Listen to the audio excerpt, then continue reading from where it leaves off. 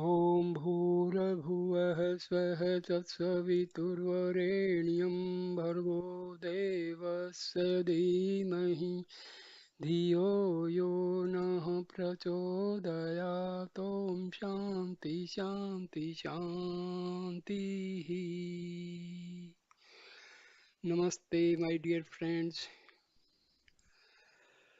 Maharshi Ramana liked, highly liked, and recommended 6 books to his devotees. The books are Alam Andre, Sorupasaram, Kaivalya Navneetam, Ribhu Gita, Astavakra Gita, and Yoga Vasista. I have already given videos on Alam Andre and Sorupasaram. Today I am giving you the videos on the cream of liberation, Kaivalya Navneetam. It is a very good book for sadhakas who are doing meditation, self-enquiry for self-realization and liberation. Here goes the beginning of this book. Number one sloka. Prostrations to the holy feet of the unique Lord, who like ether remains as the sole witness in the hearts of all beings, whether they are swayed by desire for wealth, lands, and women, or are free from such desire, and who shines as the towering peak over the 7 successive spiritual heights, which are in themselves exalted over all other planes of mind, or in Nanilam, the holiest of the 7 holy places. Verse number 2. I worship the ever shining pure consciousness which manifests as Brahma, Vishnu, or mighty Shiva, according as he creates, preserves, or withdraws the universe, and also as the countless individual beings, yet remains ever free and perfect as the blazing sun over the ocean of bliss. Verse number 3. I ever worship the lotus feet of my master, by whose grace I learned that my very self is the all embracing reality, Brahma, and the mosaic of the universe, but a phenomenon in me, and who remained as the self like the ether in a wall. Verse number 4. I adore the Almighty who manifested as my master in order that the mind, the intellect, the senses, and the body might, to my very knowledge, be reduced to nothing like mist before the sun, when he taught me, you and I are one, to make me one with him. This shows the unity of Atma and Paramatma.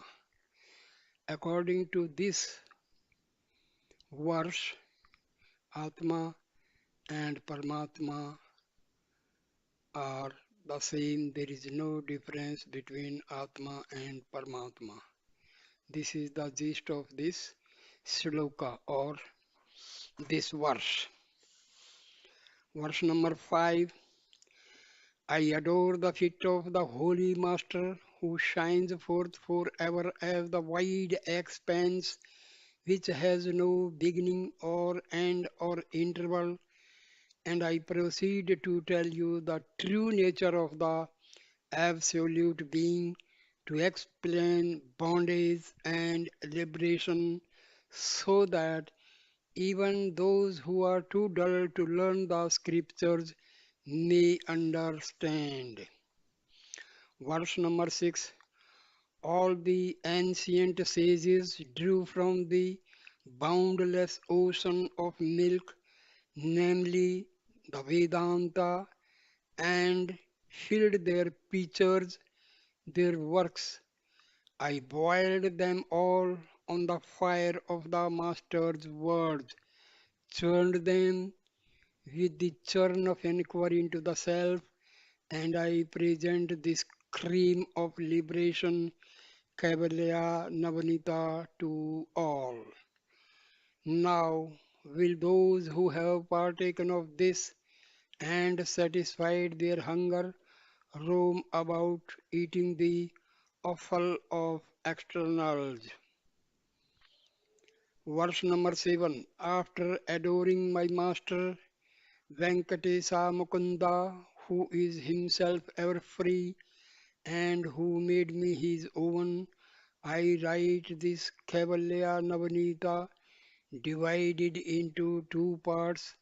The first part of which contains a clear exposition of the truth, and the second clears away all doubts arising from the former. Section 1. The exposition of the truth. Verse number 8. The sages say that there are four prerequisites for realization of the truth.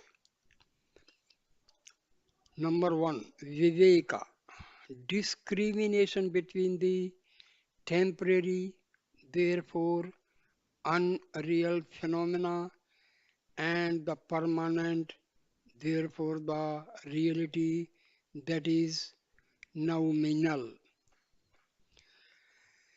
Second, indifference to the enjoyment of pleasure here or hereafter. 3. Group of six qualities. And fourth, the longing for liberation. Verse 9 and 10. The six qualities are Sama, Dama, Uparti, Titiksha, Samadhana, and Shraddha. Now, of these, Sama is control of mind, Dhamma is control of the senses, Uprati is cessation of activities relating to caste, creed, family, etc. Titiksha is control of passions and include endurance. Samadhana is, according to the sages, the settling down of the mind to reflect on the truth as revealed by the scriptures and the sages. Shraddha denotes faith in the Master and the scriptures. Such are the meanings of the six terms of this category. Verse number 11. No one can achieve anything in the world without being properly equipped for the task. For the same reason, only those who are equipped with these four categories of prerequisites can gain illumination. A novice cannot get it so readily.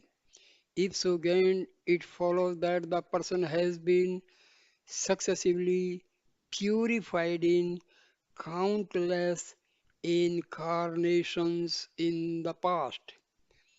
Verse number 12. He alone is fit for knowledge, who suffering from the three kinds of troubles rising before the self, the elements and providence from thirst, hunger, thirst, and so forth, from heat, cold, rain, disease, and the like, from robbers, wild animals, etc. Squirmed like a worm scorched by heat and panted for a dip in the nectar of wisdom so as to put an end to the series of rebirths. Verse number 13.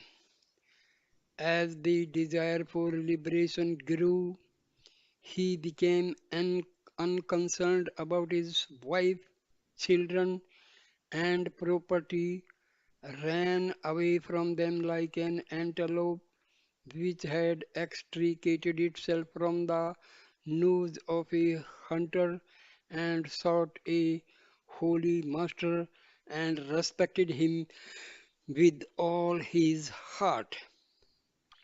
Verse number 14. After eagerly saluting his master, he stood up and sobbed out his heart, saying, O Lord, I have suffered long the torture of worldly life, which is after all so false. Gracious Master, save me by tearing off the cords which bind me to the five seats, so that my heart may be at peace. Verse number 15.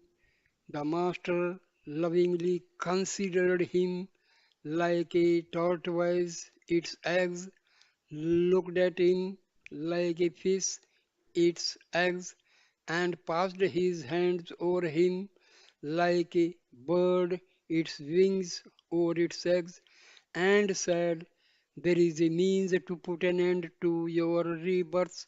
I will tell you, and if you act upon it, your rebirth will cease. Verse number 16. At the very sound of the words, your rebirths will cease, his frame thrilling, his heart rejoicing, as if refreshed after a bath in a spacious tank, tears of joy flowing like love welling forth. He held the holy feet of the Master and prayed further. Verse 17. Even if I, your servant, am unable to carry out your instructions, you can set me right by your grace. You said just now there is a means to put an end to your rebirth. I pray kindly tell it to me and save me. Verse 18. Finding him self subdued, the Master looks at the soul of the disciple and begins to instruct him so that the soul may regain its true nature as a wasp places a well chosen caterpillar in its shell of earth and then buzzes before it. Verse 19 and 20. Master, son, he who has forgotten his true nature is alternately born and dies, turning round and round in the unceasing wheel of time like a feather caught up in a whirlwind until he realizes the true nature of the self. If he comes to see the individual self and its substratum, the over self, then he becomes the substratum, that is Brahma, and escapes rebirth. Should you know yourself, no harm will befall you. As you asked, I have told you this. Verse number 21. Disciple. Lord, can there be any in the world who are ignorant of the self?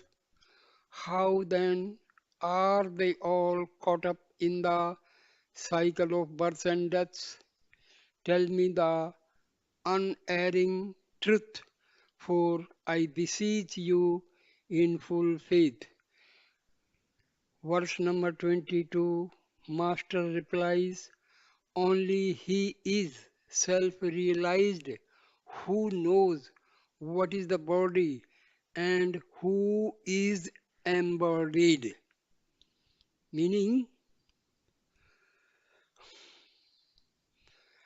the person who is self-realized, he knows that Atma is residing in the body.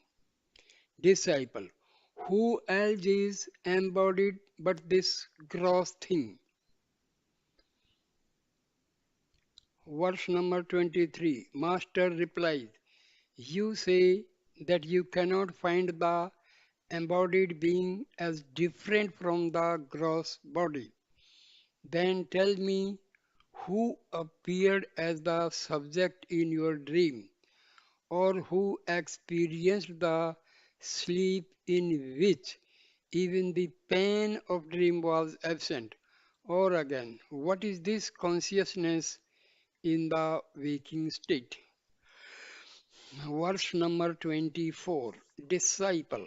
Everyday experience proves that the experiencer in the waking state or the experiencer of dreams when the waking consciousness is gone or the experiencer of deep slumber must be different from the gross body. Yet it is not realized. It just flashes in the mind, only to fade away at once. Please explain this. Verse number 25. Just as people pointing to a tree on the earth mark the third day crescent moon and pointing to other stars locate Arundhati, so as the Master began pointing to the cross in order to make known the subtle cause. Verse number 26, Master. The Vedanta as a whole mentions as the cause of bondage and release superimposition and its effacement, respectively. Bondage is caused by superimposition, release by its effacement. Now listen as regards the former. Verse number 27. Superimposition is seeing one thing in another. A snake, for instance, in a rope, a man in a post, water in a mirage, or a blue canopy in the empty sky. Verse number 28. Similarly, the five elements and their combinations seen in Brahma, which is free from name and form, one and the same without a second, self-consciousness and perfect are products of illusion. Verse 29. If you ask how superimposition gives rise to creation, the answer is the beginningless jivas, that is the individual souls, remain unmanifest, avyakta, as in deep slumber. This state is disturbed by the generative thoughts of Ishvara, otherwise called time. Then, avyakta, the unmanifested, ceases to be casual, that is latent, and the three gunas manifest. Verse 30. They are sattva, rajas, and tamas, which are pure, white, red, and black respectively, or again clear, turbid, and dark. Though equal, one of them will always predominate. Predominate. Verse 31. The foregoing is one explanation, another is as follows.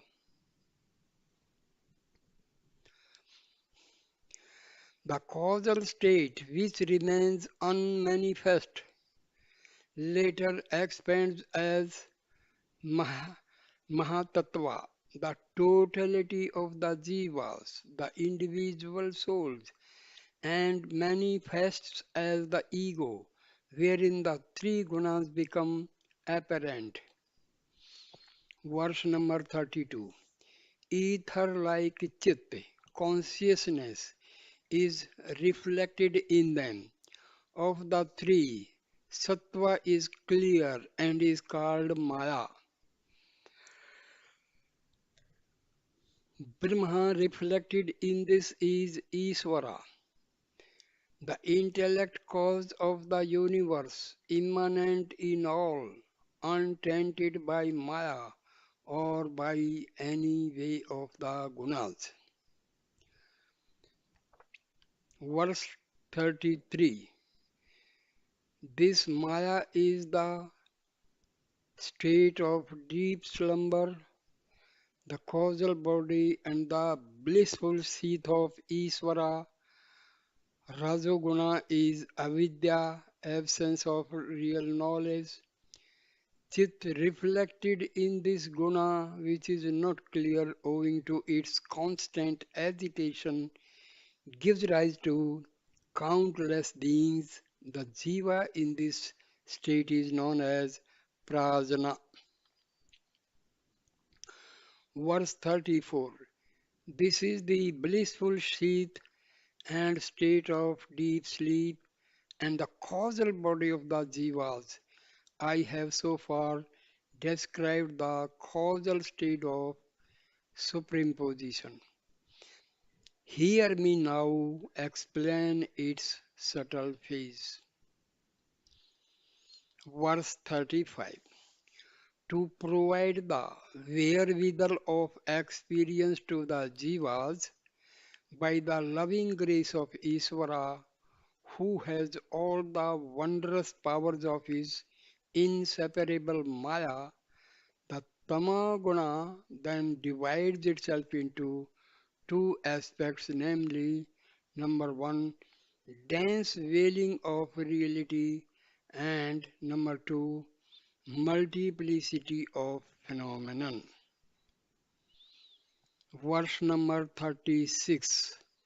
In the latter of these two, there appears ether, from ether, air, from air, fire, from fire, water, from water, earth. All these five in the nascent state are called elements. From these arise bodies suitable for experiences. Verse number 37. The three gunas permeate all these five elements. In sattva, which is pure, there arise the jnanendriyas, the five senses of individual function, and also the mind and intellect of collective function. These seven products of sattva form the instruments of knowledge. Verse 38. Then in Rajoguna there arise the vital airs of collective function and the karmendriyas of individual function. These 17 fundamentals from the subtle bodies of gods, demons, human beings, animals, and all other living organisms. Verse 39. The jiva united to such a body is called Tejasa, and Isvara under similar conditions is known as Hiranyagarbha. In both cases it is called Linga Srira or the subtle body, which comprises the three seats, the vital, the mental, and the intellectual. This is their dream state. Verse number 40. So much for the subtle body. Now hear me describe the process of superimposition of the gross body. Isvara, who is ever watchful, combined the five elements so as to evolve gross bodies for the jivas and objects for experience. Verse number 41. Each of the five elements was divided into two halves. Each half, each half was subdivided into four quarters. Then the major half of one element was combined with one quarter subdivision of each of the other four. This process gave rise to the gross elements from which the four classes of beings and their experiences, the universe and its worlds were created. Verse number 42. The jiva united with the gross body is called Vishwa, and the Isvara under similar conditions is known as Virat. The gross body is the physical sheath and their waking state. Remember this brief statement regarding the gross body. Verse number 43. Disciple. Master, if these states, gross, causal, and subtle, be common to both, how shall we know the difference between exalted Isvara and the ordinary Jiva? Master replies, the Jiva is the effect and Isvara the cause. There is also a difference as between units and their totality. Verse 44. The trees form the units, their aggregate is the forest. Generally speaking, the mobile and the immobile jivas are the separate units. Their sum total is Isvara. This is the difference between Isvara and the jivas. Verse 45. I have said thus far what superimposition is. Only he is a jnani who knows beyond doubt that all that is seen is only ephemeral like a dream. Now listen to the process of effacement of superimposition, the way to wonderful moksha, liberation, which resembles the placid sky when all the clouds of winter clear away. Verse 46. Just as one examines and finds out that this is not a snake but a rope, and this is not a thief but a thick post, so also one makes out beyond doubt by the word of the Master and the light of the scriptures that the body, the world, and the elements are only Brahma, that is, unchanging consciousness. Know this to be the effacement of superimposition. Verse number 47. Cause and effect are the same, like cloth and yarn, ornaments and gold, utensils and clay, to resolve the body into its antecedent cause until avidya, ignorance, is traced as the root cause of all, is the method of effacing superimposition. Verse number 48. Disciple. You have said that the tamoguna functions in two aspects, namely veiling and multiplicity, of which you have explained the latter, which springs from desire. Tell me, my Lord, the result of the other aspect, that is veiling. Verse number 49. Master clarifies.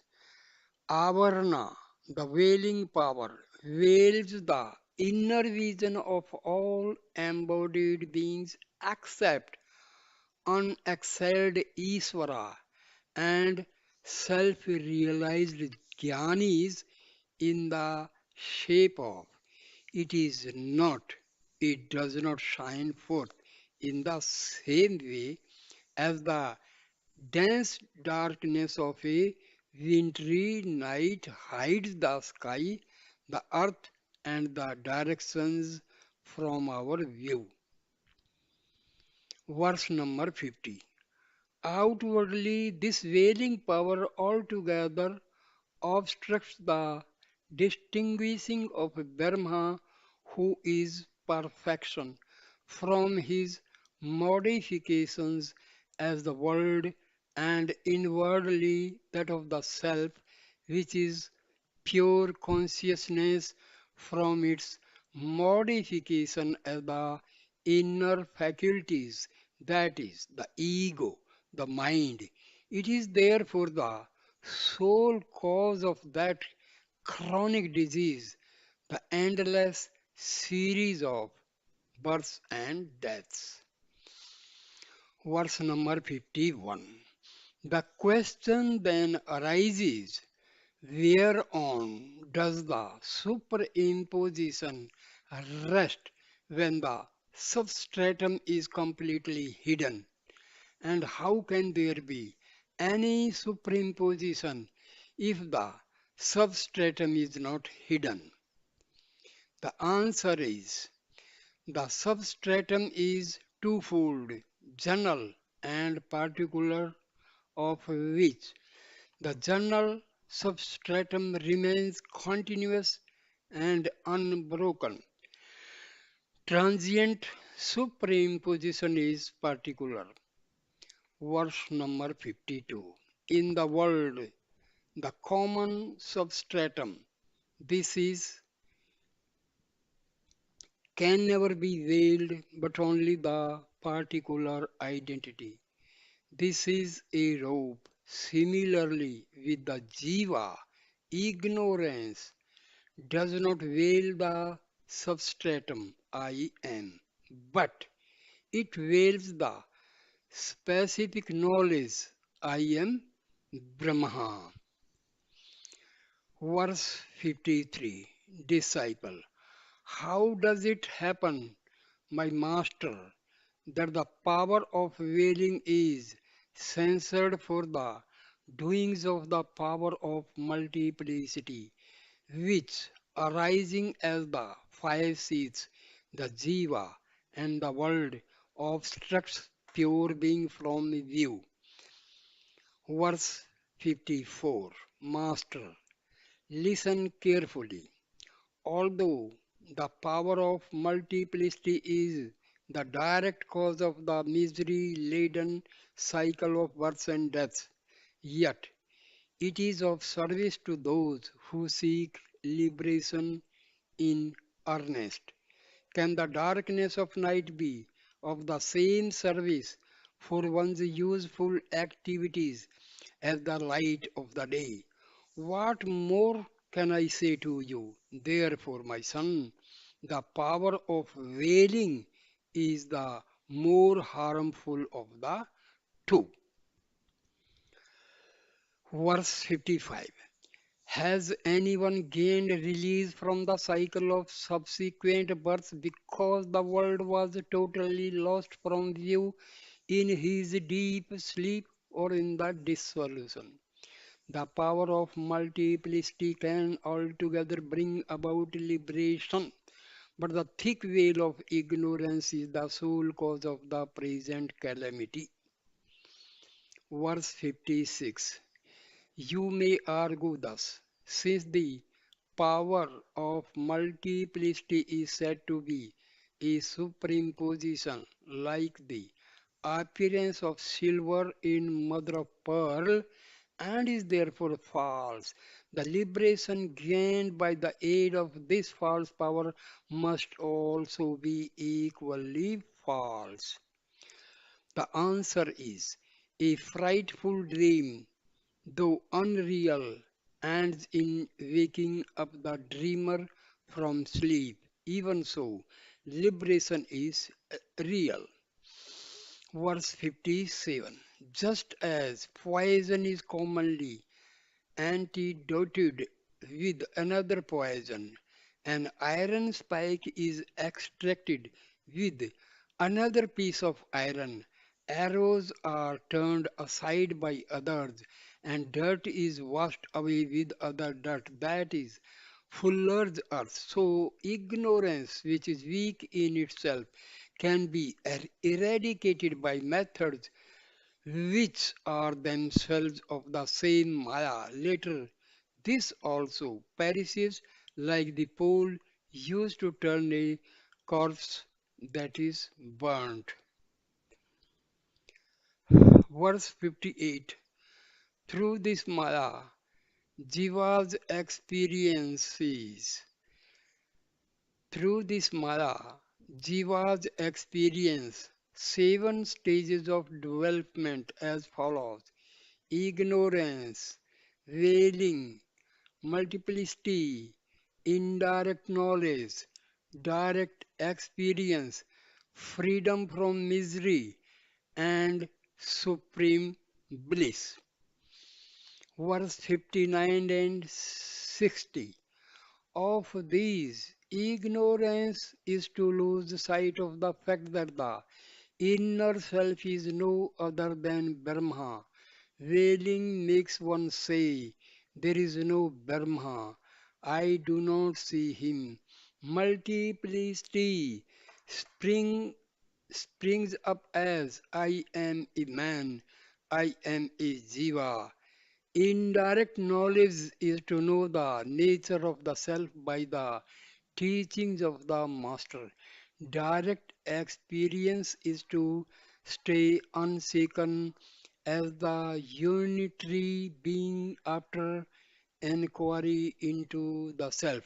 Freedom from misery is to end limitations and the sense of doership, and supreme bliss is final accomplishment, that is release from bondage. Verse 61. I shall now relate to you a story to illustrate this. 10 men forded a stream, and on reaching the other shore, each of them counted 9 others and omitted to count himself. They were all perplexed because the 10th man was missing. Verse 62 and 63. Ignorance is want of right understanding which causes confusion. The 10th man is missing, not to be found.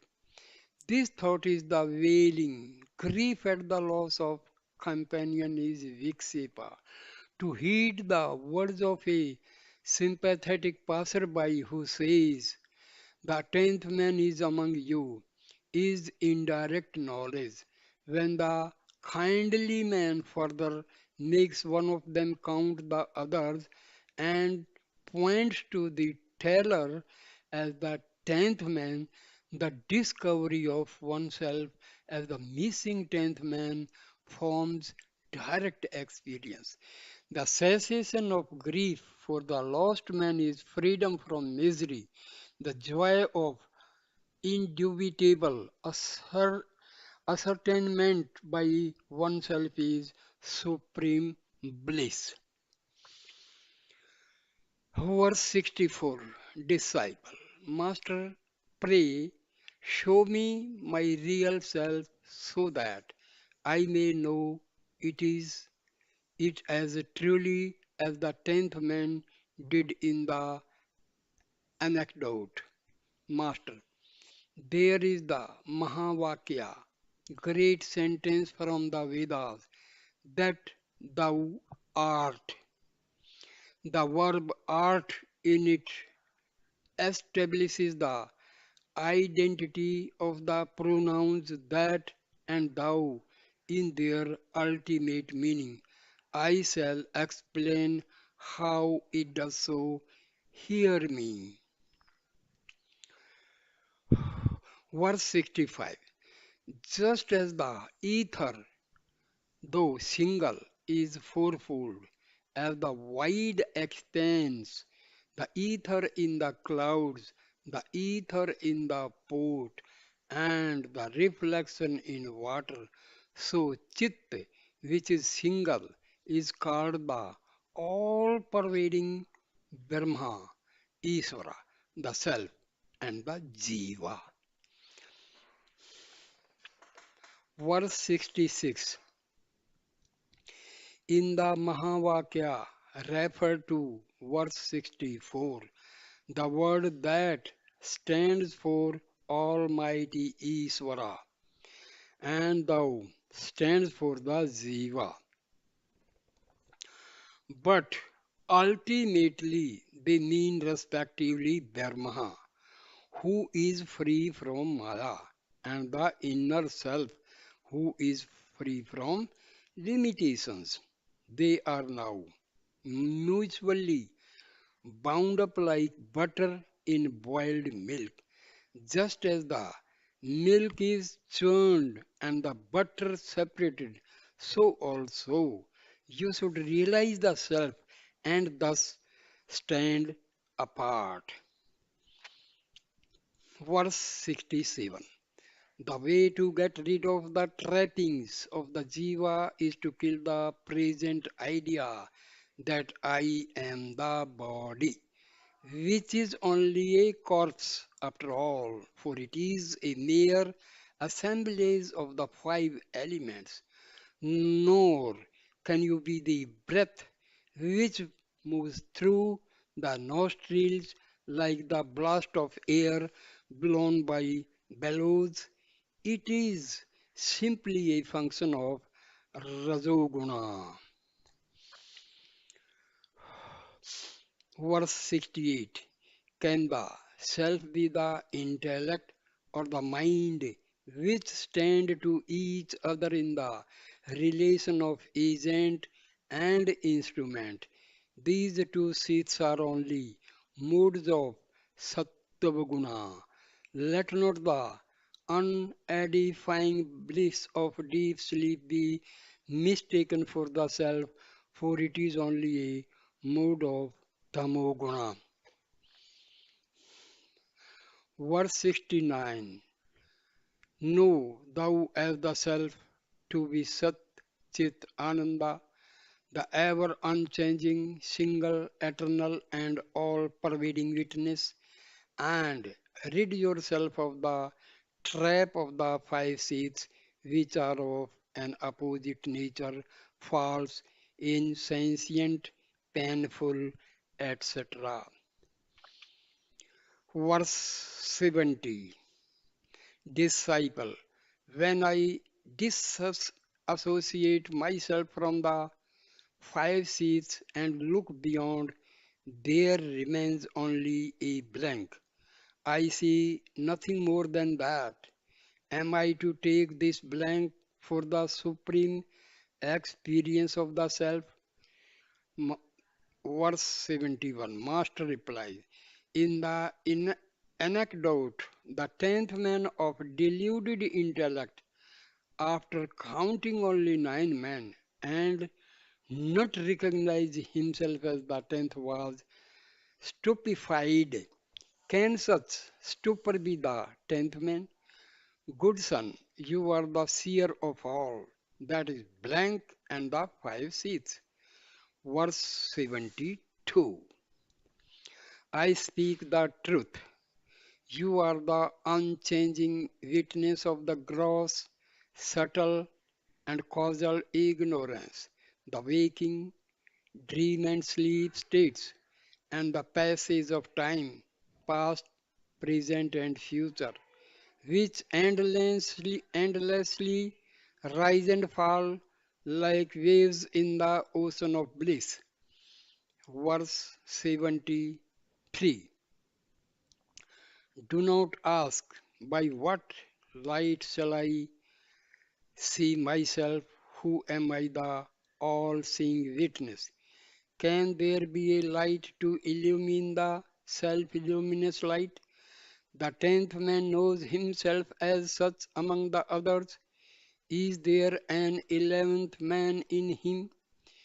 Verse 74, to argue that another knowledge is necessary to make knowledge known is foolish and leads to interminable controversy. You are neither known nor unknown. Realize yourself as self shining knowledge. Verse 75. Is it what makes the sweet sweet, not the nature of sugar to be sweet? Realize yourself as the meaning of I, which makes known objects as this and that, or the seen and unseen, and itself lies beyond them. Verse 76. The self, as described above, is the primary meaning of thou in the Mahavakya, that thou art. Brahma, which is never bound by limitations, is the primary meaning of that. Their secondary meanings are the transient Jiva and Isvara respectively. Two separate entities can never be identical. Verse 77. The distinctions between Isvara and the Jiva are due to their names, localities, artificial limitations, bodies, and capacities. They are as far apart as the upper and the nether regions. Neither regions. Their identity is unthinkable with these associations. Verse number 78. When the conventional acceptations of terms appear inconsistent, the Pandits of ancient lore bring out the true meanings by employing three methods of exegesis: disjunction, conjunction, or the two combined. Verse 79. 1. The house on the Ganges, and 2. The black remained and the red fled, and 3rd, this is that Devadatta are respectively examples of the above. The apparent contradictions in several scriptural passages are eliminated by a judicious use of these three exegetical, exeg- exegetical methods. Verse 80. In the example, this is that Devdatta, the man who was seen in another place And on another occasion, and also known as Devdatta, is this man who is seen in this place and on this occasion. Although the time and place are different, a little consideration reveals the man to be the same. Verse 81.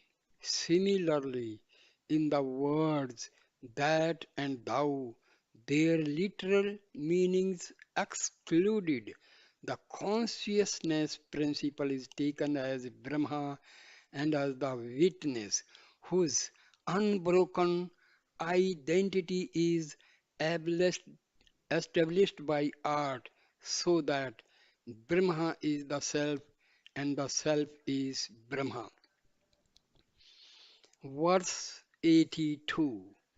The ether reflected in water in a pot and in the clouds are both circum circumstantial and therefore unreal, whereas the space in the pot and the wide expanse are together one and the same.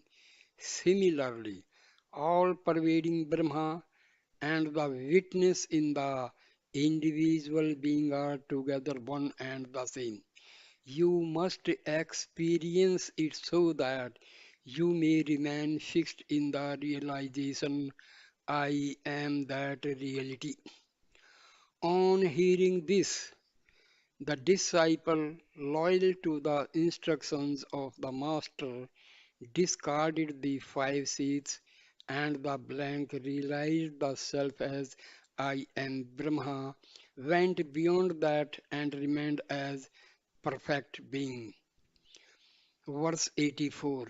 At the glance of the Master, who was a grace incarnate, the worthy disciple sank into the ocean of bliss and merged as the undivided whole as pure consciousness free from body, organs, and all else, with mind made perfect, so that he became the true self, unaware while awake.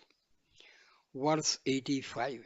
After the blessed day, disciple had remained in that state for a long time, his mind gently turned outward. Then he saw his glorious master before him. His eyes were filled with tears of joy. He was full of love and fell at the feet of the master. He rose up, came round the master, and with folded hands spoke to him. Verse 86. Disciple, Lord, you are the reality remaining as my inmost self, ruling me during all my countless incarnations. Glory to you who have put on an external form in order to instruct me. I do not see how I can repay your grace for having liberated me. Verse 87.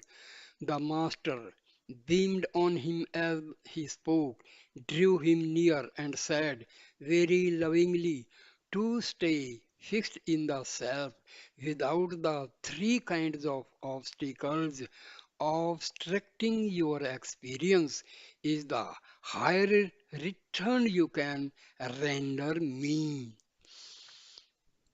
Verse 88. Disciple, my Lord, can such realization as has transcended the dual perception of you and I and found the self to be entire and all pervading fail me at any time? Master replies, the truth that I am Brahma is realized from the scriptures or by the grace of the Master, but it cannot be firm in the face of obstructions. Verse number 89. Ignorance, uncertainty, and wrong knowledge are obstacles. resulting from long-standing habits in the innumerable incarnations of the past, which caused trouble, and then the fruits of realization slips away. Therefore, root them out by hearing the truth, reasoning, and meditation. Verse 90. Checked by incantations, fire will not scorch. Likewise, defective realization will not put an end to bondage. Therefore, devote yourself to hearing the truth, reasoning, and meditation, and root out ignorance, uncertainty, and wrong knowledge. Verse 91. Ignorance veils the truth that the self is Brahma and shows forth multiplicity instead. Uncertainty is the confusion resulting from lack of firm faith in the words of the Master, the illusion that the ancient world is a